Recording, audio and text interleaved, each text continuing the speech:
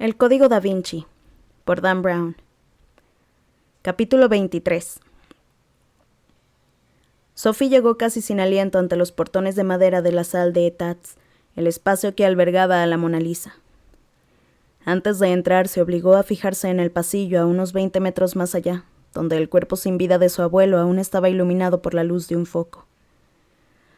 El remordimiento que le invadió fue intenso y repentino, una tristeza profunda combinada con un sentimiento de culpabilidad.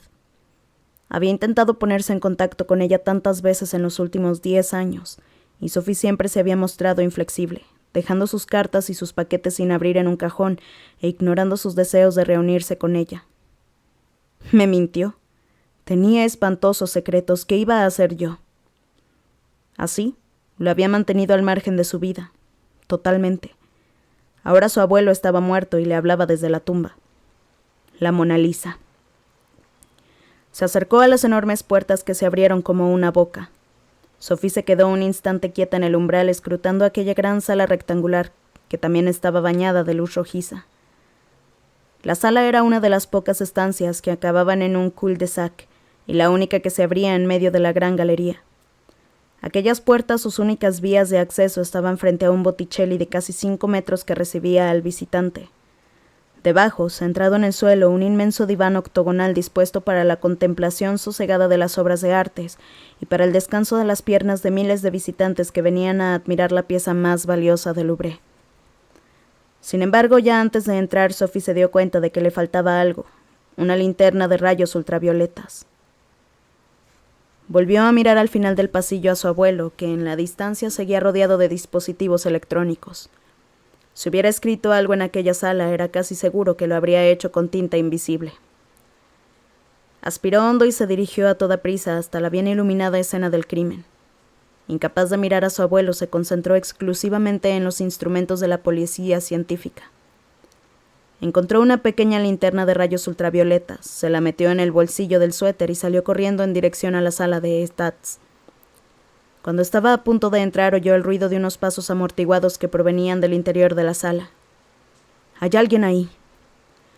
Una silueta emergió de repente de entre las sombras y Sophie retrocedió asustada.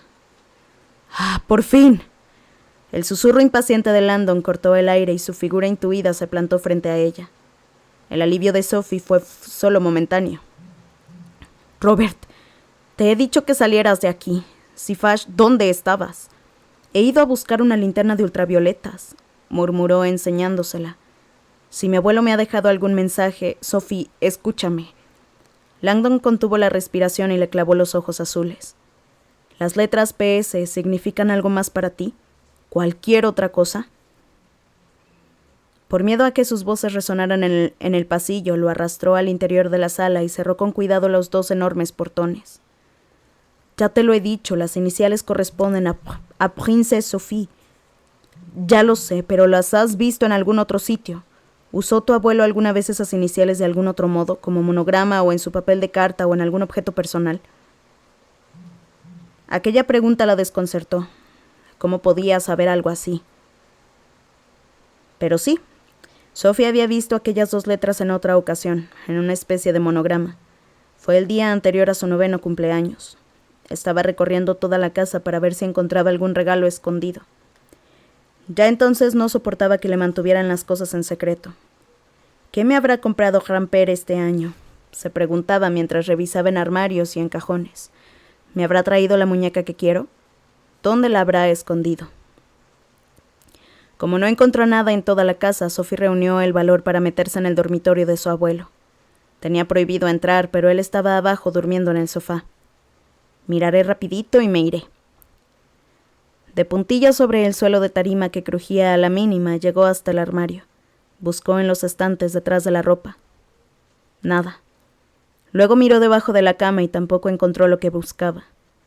Se fue hasta el escritorio y empezó a abrir los cajones y a revisar su contenido uno por uno. «Tiene que haber algo para mí».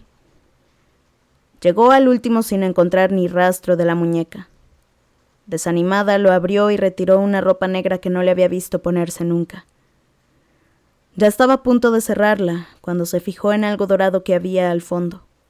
Parecía como la cadena de un reloj de bolsillo, pero ella sabía que él lo llevaba de pulsera. Se le aceleraron los latidos del corazón al imaginar qué debía ser. ¡Un collar! Sophie sacó la cadena con cuidado. Para su sorpresa, vio que de la cadena colgaba una llave de oro brillante y maciza. Fascinada la levantó. No se parecía a ninguna otra. Casi todas las llaves que había visto eran planas y con los dientes muy marcados, pero esta tenía la base triangular con hendiduras por todas partes. El cuerpo grande y dorado tenía forma de cruz, pero no de cruz normal porque tenía los dos brazos del mismo tamaño, como un signo de suma. Grabado en medio de la cruz había un extraño símbolo, 2 letras entrelazadas sobre el dibujo de una flor.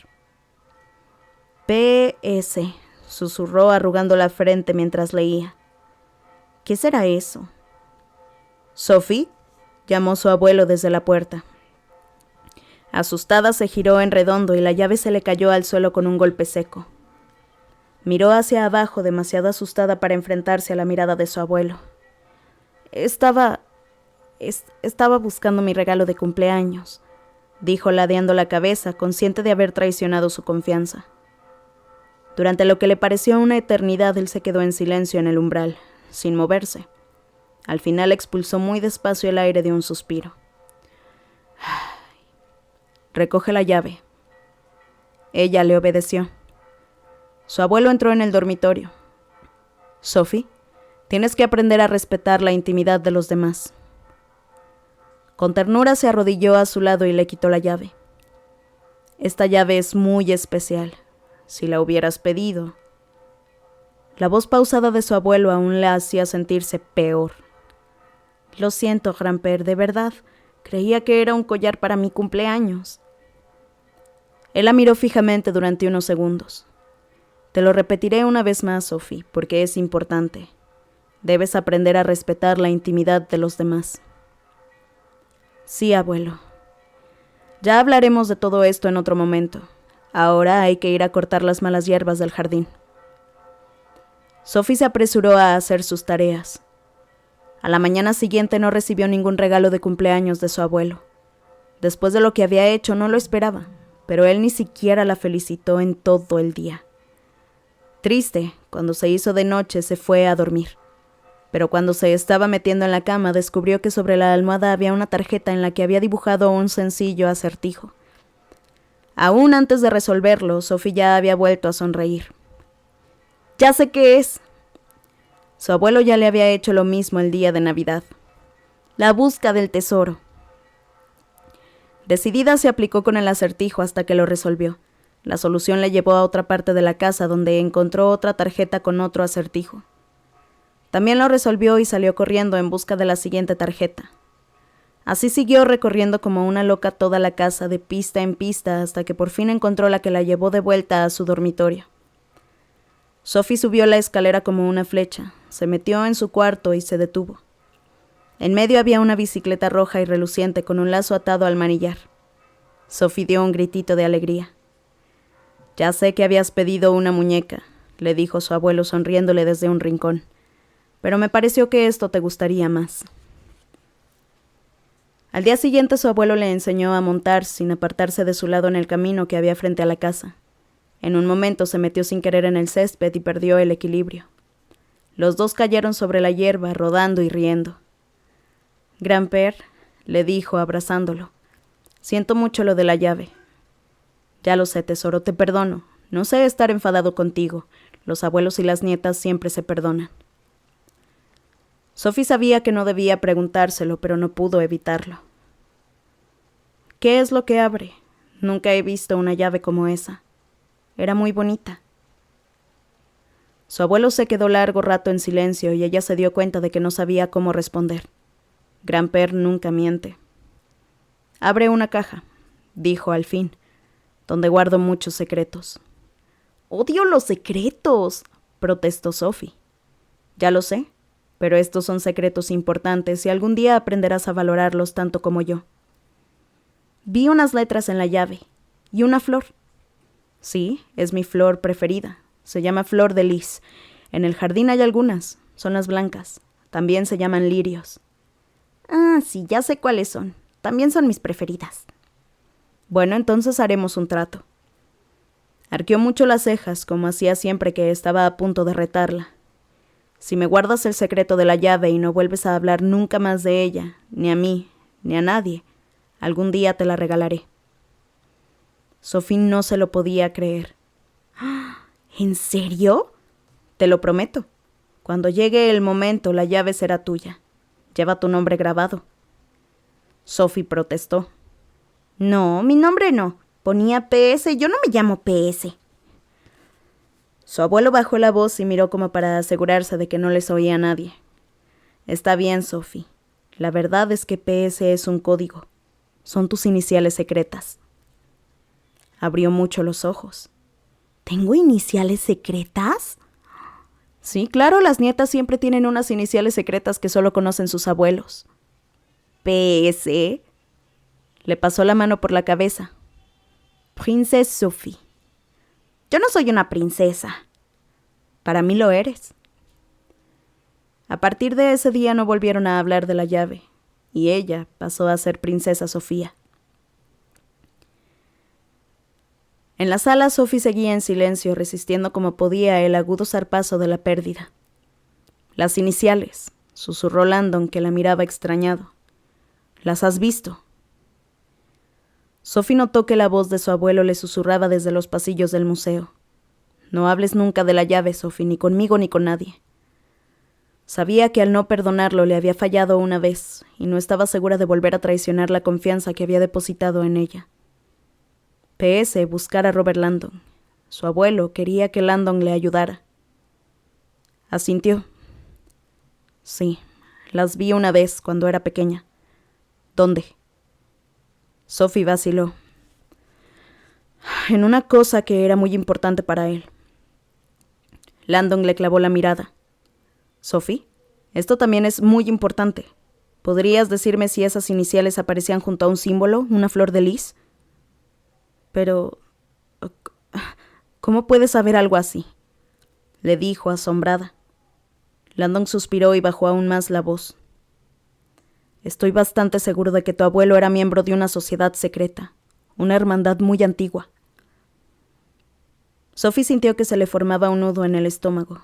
A ella también le cabían pocas dudas. Durante aquellos 10 años había intentado olvidar el incidente que para ella había supuesto la confirmación de aquel terrible hecho. Había presenciado algo impensable, imperdonable.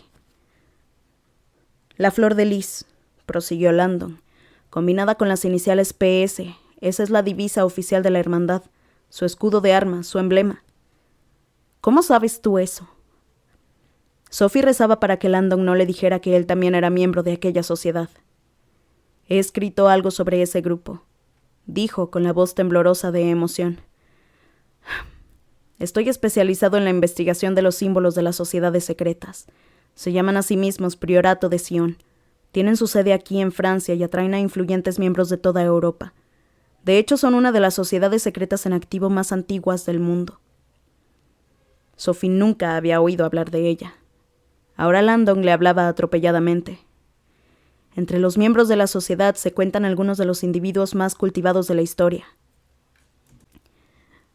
Hombres como Botticelli, Isaac Newton o Víctor Hugo. Ah, y Leonardo da Vinci, añadió con énfasis académico. Sophie lo miró. ¿Leonardo pertenecía a una sociedad secreta? Leonardo da Vinci presidió el priorato entre 1510 y 1519 en calidad de gran maestre de la hermandad, lo que tal vez ayude a explicar la pasión que sentía tu abuelo por su obra. Los dos comparten un vínculo fraternal histórico y todo encaja perfectamente con su fascinación por la iconografía de la diosa, el paganismo, las deidades femeninas y su desprecio por la Iglesia.